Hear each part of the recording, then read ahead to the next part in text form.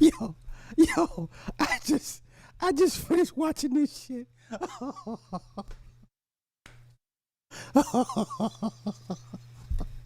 Oh Lord, Lord have mercy. I just watched this shit. I just binged this shit. God damn. Oh, oh. Where do we begin? Listen, I ain't gonna be here long. What the fuck did I just watch? Mojo. What the fuck did I just watch, bro? What did I just watch, bro? God damn. Lord have mercy. All right. Yo. It's a lot of things. The fuck did I just watch? All right. First things first. Shout out to Evan Peters, aka Quicksilver. If the guy playing Dahmer looked recognizable, he is Evan Peters. He is Quicksilver in the MCU. Okay, and then no, he's Quicksilver in the X-Men movies. I'm sorry, in the X-Men movies. He's Quicksilver in the X-Men movies. Days of Future Past, all the X-Men movies. He's that Quicksilver. He's not the other Quicksilver played by Aaron Taylor Scott, right? The guy you watched on Dahmer is the X-Men's Quicksilver. Okay. All right. Phenomenal actor. But you knew that if you was watching the American Horror Stories, the last season he was in. He's a phenomenal actor. Take nothing away from him. He played the hell out this role. Wait, here's the one takeaway from this movie. Besides the religious themes, because there's a religious theme that comes in play, episodes 7, 8, 9, or episodes 8, 9, 10, the religiosity comes in. But here's the one takeaway from this movie that is pretty much the same across the board when it comes to serial killers with that are homosexuals. Unfortunately, homosexual men are sexually reckless. Homosexual men are very sexually reckless. That's not a false narrative. That's not stereotyping. Homosexual men, damn near by nature, are extremely sexually reckless. And all I kept thinking watching this movie, I'm looking at all these victims, and I'm like, yeah, the thirst for sex got you jammed up. Now, of course, we're Monday night quarterbacking some shit that happened 20 years ago, 10, 15 years ago, whatever the case may be. But the narrative is still there. It's always been there. And every time a situation like this happens, John Wayne Gacy, he was mentioned. He was shown a little bit. They gave him an honorable mention in this movie. Ed Gain, the original Texas Chainsaw Massacre. That's who the character is based off of. Ed Gain. He got an honorable mention in this movie. Most serial killers that tend to be homosexual, their victims are homosexual, and it's always due to some sexual, just reckless. They gotta fuck. Look at all those victims of Ed Buck. All of Ed Buck's victims. Young, promiscuous, sexually reckless black men.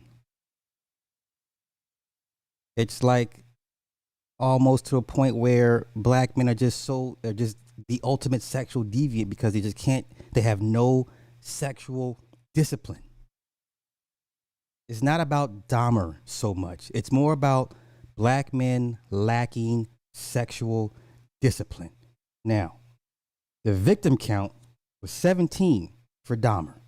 John Wayne Gacy had 33. Now, you play with the numbers if you want to and come up to your own conclusions. But for Dahmer, he had 17 victims. 10 black, 2 white, one Hispanic, three Islanders, and one Jew. Because one of the victims' last name was Weinberger, so he got him a little small hat. Okay, but for the most part, all the victims, but mainly the black victims, were sexually reckless. The one victim, Tony, the deaf guy, right? I guess he survived the longest because Dahmer had some actual real feelings for the guy. Oh my God, so many issues with Dahmer, childhood issues. Clearly, he was under some type of programming. Can't pinpoint when he was actually activated to do what he does, but you can see in this movie how his dad helping him do the taxidermy thing, picking up roadkill. They would pick up roadkill. His dad would show him how to dissect creatures and look for wounds, so you can determine how the creature was killed. That led to something. Clearly, Dahmer was under some heavy programming of some sort. I can't pinpoint or lock down per se, and I can't pinpoint when he was actually activated. But clearly, because he was just so nonchalant about his killings. Like, he never said he was crazy. He told people, "I'm not crazy. I know exactly what I'm doing."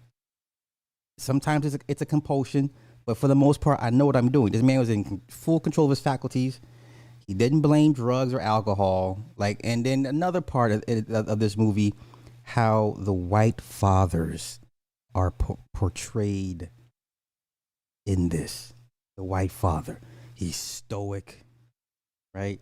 He's given a sympathetic lens, right? You almost feel sorry for the father, because we all know the daddy knew what the boy was up to. All right, in real life, in real time when this shit was going down, we all were like, the parents knew, the daddy knew. We all watched that Dateline interview, him and Jeffrey side by. We all knew, like, yeah, your daddy was covering your tracks, or he tried his best to help you, whatever. But here, he's given a sympathetic lens. His story arc, right? The mother leaves and abandons Jeffrey for an entire summer.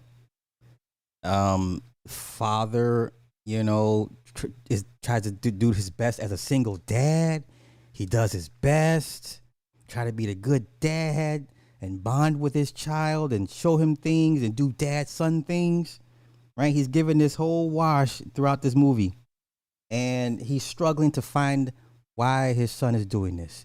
How can I help my son get over this, get past this, be a better man, blah, blah, blah, blah. Okay, went to the army, got kicked out of the army, numerous jobs, wherever the case may be. So his dad is always in his corner, never abandoning his son, always the sympathetic, stoic figure, right? What a good father would do for any of his children. All right, the white man's given that pass. All right.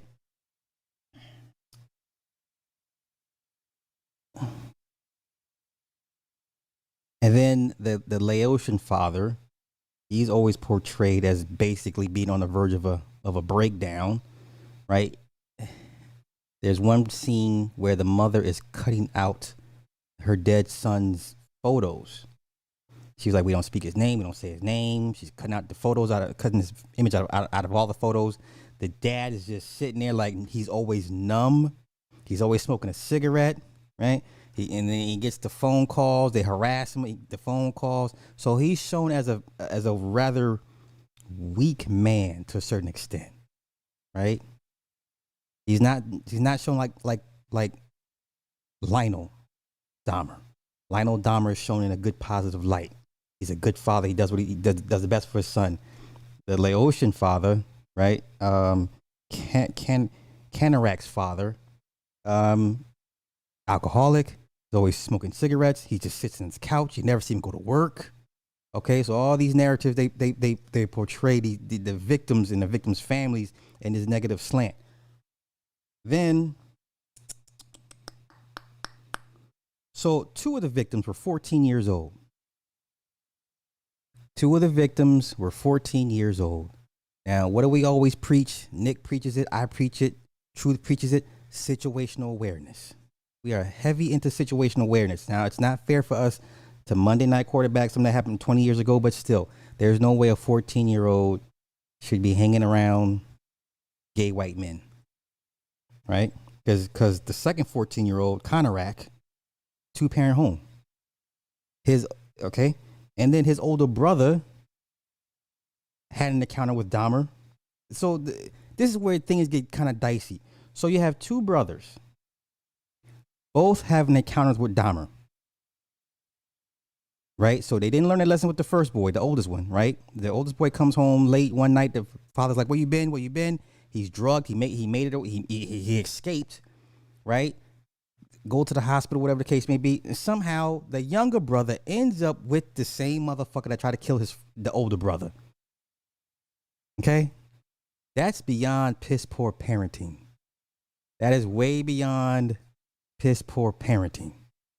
Okay. And I kept hearing people say I can only watch so many episodes. I guess okay. Aside from the gay shit, which thankfully wasn't too extreme, right? Um. So yeah, two dead 14-year-olds. That is solely the parents' fault. And what I've always said, don't make the killer's job easy for them. So there's no way a 14-year-old should ever be in the company of a near 30-year-old white man. Period, point blank. Right? And so then the scene, and then the first, or no, the second victim, I believe, the bathhouse scene was pretty graphic, but that's what a bathhouse. That's all. Everything they showed in the bathhouse, I'm assuming would pretty much be happening in a real bathhouse. And then, it says over time he just builds up his tolerance to killing. The first victim was a hitchhiker. It was a white dude, right? But then but then he moved into the poor neighborhoods for easier access, right? Because when he's being interrogated, Michael Beach, who played Black Manta's father in Aquaman, he says, "Well, don't you think this was out of race?" He said, "You purposely moved into a poor neighborhood with black folk so you have easier access, and then because you know that we're not going to ask questions." But see, to Dahmer, in his mind, he says he didn't see race, but the majority of your victims were black. But that could be just crimes of proximity as well too, because the bars that he would frequent were gay bars filled with black men. But there's white dudes in there too. But it just seems to me that it just seems to be a crime of proximity. I'm not going to debate you if you say these are racial crimes. I'm not going to debate you on that. Okay. And then you got Niecy Nash. Niecy Nash she acted her ass off in this, right? She was the concerned neighbor. The smell is coming through her vents, and she's calling the cops. And it was her that the 14-year-old, the first one. No, it was the second one. The second 14-year-old, Konarak, that she came across, called the cops. The cops took him back to Dahmer's place, whatever the case may be, right? The cops were making prank calls to the Laotian father.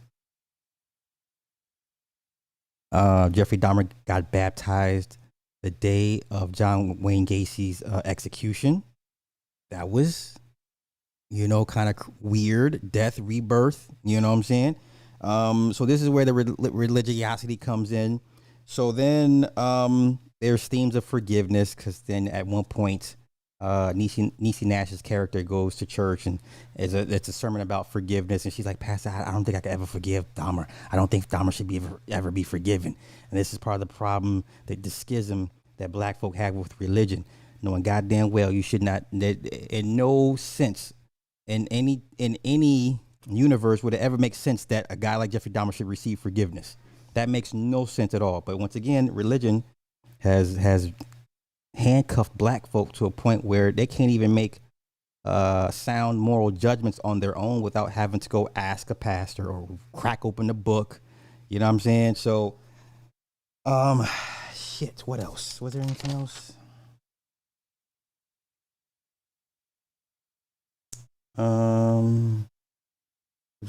Okay.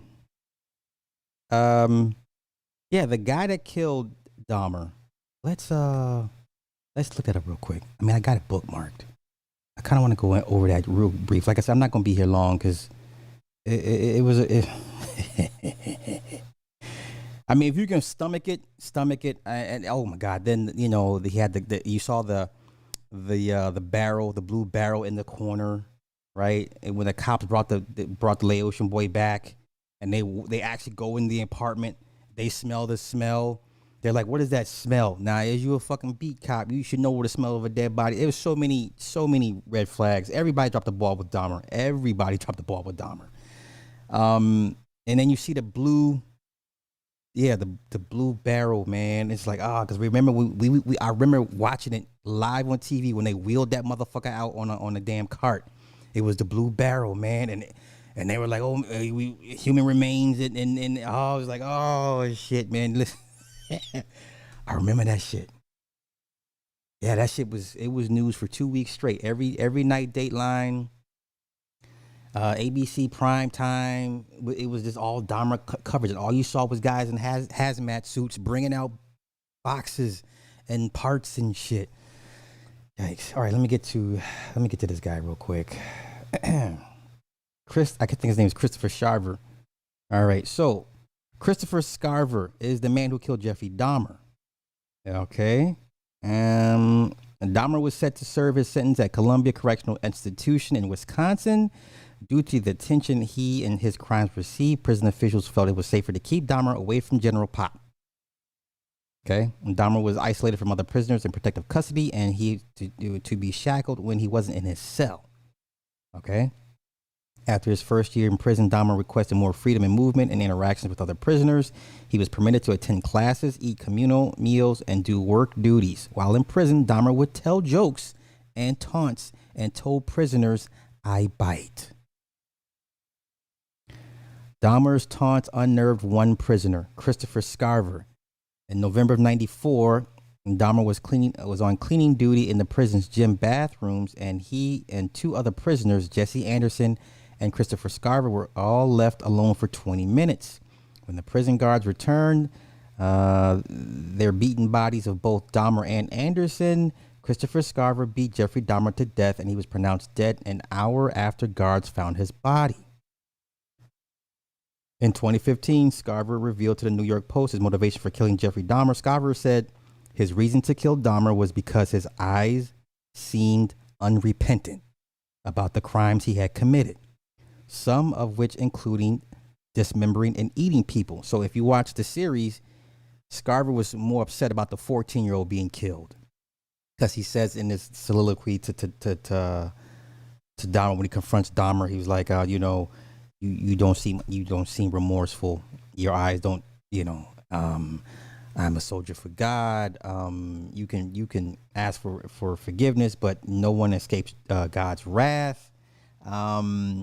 Yeah, so there was this whole thing with Dahmer being baptized, and then you had the death angel, right? And you had this convergence and this meeting, and they were going to lock horns at some point. Scarver said he crossed the line with some people, prisoners, prison staff. Some people who are in prison are repentant, but Dahmer was not one of them. He claimed Dahmer would use ketchup packets to mimic blood and would mold prison food into shapes of body parts to play up his Milwaukee Cannibal nickname.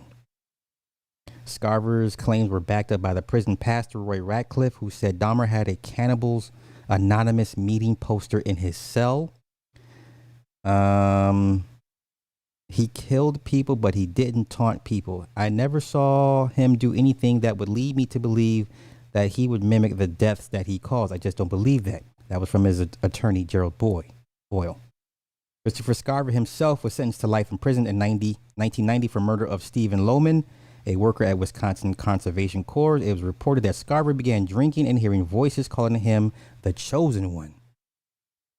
After he was fired from his job, Scarver returned to his old workplace and demanded money from a site manager. And when he was given $15, Scarver shot Lohman 3 times. Now, in the series, at the episode 9 or 10, you can see Scarver begging, asking for God for direction. He's asking God, "What should I do?" So Scarver already saw himself as the death angel for God towards Jeffrey Dahmer, pretty much. Okay, and then he was sentenced to life imprisoned and sent to Columbia Correctional Institution in Wisconsin in 2003. Scarver was moved to a facility in Colorado where 3 dozen other mentally ill inmates in response to a class action lawsuit filed by the inmates. Scarver is still in prison serving multiple life sentences. Since his interview with the New York Post, Scarver has refuted many details in the article.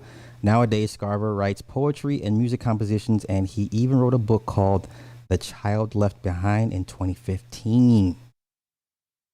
Okay. Now, one more thing before I wrap this up. They actually did a good job of painting Dahmer in a sympathetic light. Like, if you didn't know the Dahmer story per se and you watch this, you would almost, and I mean almost, feel sorry for Dahmer. You definitely kind of feel sorry for the dad until you wake up and say, wait a minute, the daddy knew what the boy was up to. But they paint Dahmer with a sympathetic light, man, because he's always like his abandonment issues with his mother. That's one of the core issues Dahmer has in this series. Is like, don't leave me, don't leave me. You're not gonna leave me. So when he was developing a relationship with Tony, the deaf victim, he was going to drug him at one point, but he decided not to drug him because he liked him, and then Tony didn't give him no reasons to feel like he was going to abandon him, right? So after they had that one night stand, or he spent the night at Dahmer's place, he was leaving to go back to work. He's like, you're not going to leave me, are you? He said, no, I promise I'm going to come. Mind you, he's deaf. He says, I promise I'll come back. And that's one of his core issues. The first black victim, the little short dude. Jesus, man. That whole scene just fucked me up, right? So the whole time he brings the little dude back, he locks the door behind him. Little dude's like, what the fuck? And he drugs the little dude. No, did he drug him? Did he drug him yet? No, he didn't drug him yet. So the whole time he's waving a knife at him and shit. He's like, don't make me stab you. He's like, I ain't trying to make you stab you, man. Hey, don't make me stab you. I'll cut you. So the whole time he's torturing the little dude. And and then, this whole thing with the heartbeat shit. So you got the whole heart chakra thing going on. So he made the dude lay on Dahmer's chest, listen to his heartbeat and some shit. And then the dead black man's body that when he killed another black man, and the body's in the bed, and then Dahmer will come lay on top of the dead body and hold the dead man's hand. Jeez. And then so the little dude miraculously escapes, runs down the street, calls the cops, he meets the neighbor, and this is when he finally gets arrested, because they kind of played the reverse in the beginning to where he got arrested, right? He was the last would-be victim of Dahmer, the little short black dude. And that scene was creepy because of the tension, and because you weren't sure if he was going to make it out alive or not. But once again, the threat of being jammed up. And then the fucked up part was Tony's friend, Rico. Now, this is the white dude, sexually reckless white dude. He got killed by Dahmer, right? So when Tony's at home with his family, one of his gay buddies comes over and says, hey, man, I got bad news. Rico's dead. What do you mean Rico's dead? Now, mind you, they're all deaf, so they're all doing this deaf. And you see the subtitles on the bottom. So they're deaf. They're talking in deafness. And they're like, well, they found his body on the highway or parts of him, and we don't know what happened. And I'm like, God damn. And then the one scene that stuck out, two scenes that stuck out to me, I think episode 9, where the families are giving their testimonies. So we all remember the sister that spazzed out in court. We all remember that woman. Jeffrey Dahmer, I hate you, motherfucker. We remember that sister clear as day. The woman they brought in to play this, spot on. I was like, yeah. And she rushed the table. Motherfucker, don't you hear? You listen to me, motherfucker. I was like, oh my God. I was like, that's her. So she played it phenomenal for her little 5 minutes. Phenomenal. And then the one scene when, Charmaine. Y'all remember Charmaine from Cosby Show, right? Charmaine, Sylvester, and the other person. So Charmaine is Tony. She plays Tony's mother. And man, she's starting to look her age. Like, she looks old. But anywho, she's given her testimony, whatever, at the court, and she was like, two fingers, one. She said, two fingers, one thumb. In sign language, this means I love you, and blah blah blah blah blah. And I was like, okay, that is interesting because I've talked about hand sigils and hand mudras. Sigils mean different things to different people depending on what your doctrine is, right? Some people call this the devil horns, but if it does mean I love you in sign language. If you're from Texas, it's the Longhorns. You know what I'm saying? So that was interesting to me that they used that particular signal, that sigil, whatever the case may be. Let me see what else. I think that was pretty much it. Basically, a lot of these dudes, sex got them killed. At the end of the day, this movie, sex got these men killed. Now, was Dahmer going to kill regardless? Yes. But did they make Dahmer's job easier? Yes. And once again, it's not fair for me to Monday night quarterback somebody's activities 20 years ago. But once again, we've said this before, situational awareness. And then yet that for the most part, gay men, especially black gay men, are the most sexually reckless demographic of people out here. It's almost not even up for debate. I enjoyed the series. Like, I literally binged it all fucking day, like all day, because I kept hearing everybody like, I couldn't get past episodes 2 or 3. I couldn't watch the whole thing. So I'm like, let me go see what the fuck they talking about, because I had no interest in this. And I sat down, I'm like, you know what? Okay, because I remember the case. It was like my freshman year of college. I remember it was a big deal. So I'm like, let's go revisit this and let's see how it makes me feel and what narrative they were giving us. So yes, it was a sympathetic viewpoint of Dahmer. But this man was clearly under programming, and clearly somebody flipped the switch on this dude, and he went to work. And with the work he did. So 17 victims, 10 black, 2 white, 1 Hispanic, 3 Islanders, and 1 small hat. Okay. I'm so sorry I did not get to y'all comments. I'll just go back and revisit the comments when this thing is done processing. Hey, that's what's up. What's up? Appreciate it. So yeah, it's yeah, they did. The cops that brought the boy back to Dahmer, 2 weeks suspension paid. I didn't know Jesse Jackson went to actually go visit Niecy Nash's character. I didn't know that took place. Wasn't sure what would have happened or what would have changed anything, but so yeah,